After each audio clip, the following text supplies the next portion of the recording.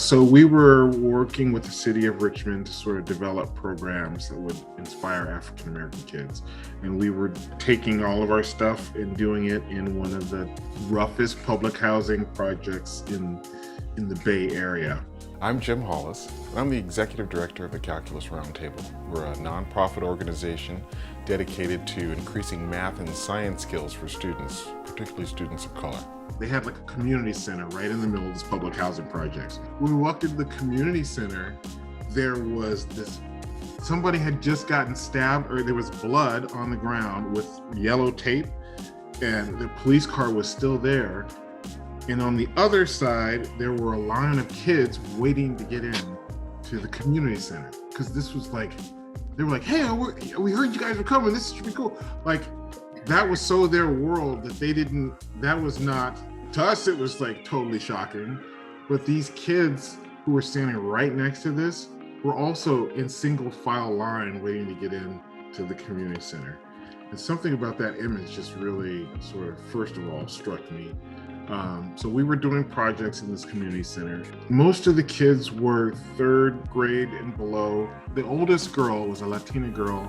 She was going into the ninth grade. And for the purpose of the story, we've been calling her Maria. So Maria and her younger brother was in the program, I'm remembering now.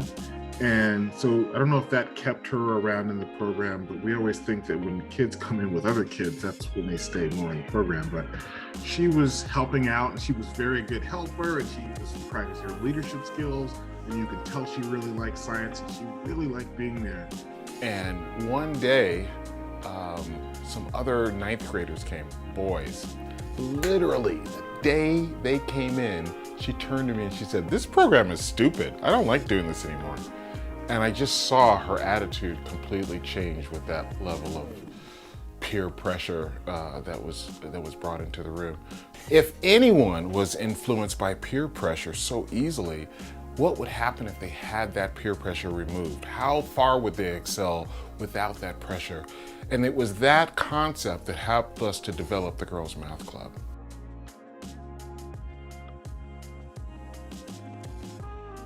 Okay, all right, next question. Are we all ready? Oh, I got it right! I'm ready! It's been a really interesting experiment to have a science and math class specifically for girls designed by women. So when I asked Maria what she wanted to be when she grew up, she threw me a curveball. She said, I want to be one of two things, either an astronomer, which really surprised me, or she said, I want to own a prison. And I was like, you want to own a prison? And part of our strategy is to always make sure we take kids seriously. Sarcasm, especially in terms of education for girls and for boys, has to do with, part of it is, are you listening to me?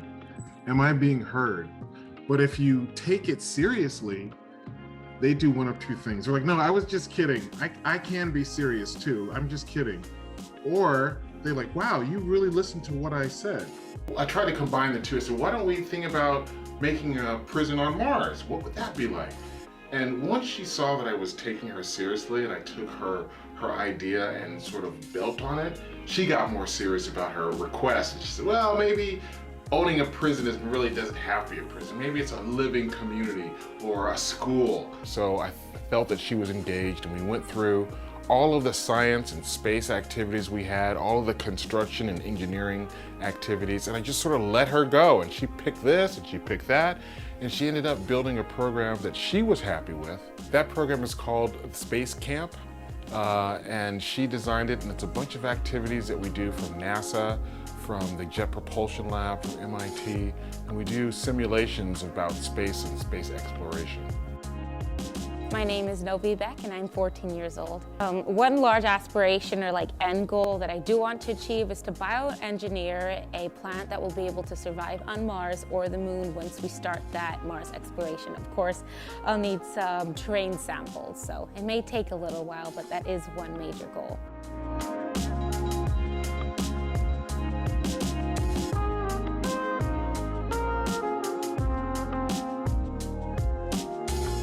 My name is Shiloh and I'm 9 years old.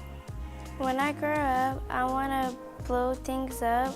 Yeah, I want to work with rocket science and like blow it up in the air because girls can do anything boys can do.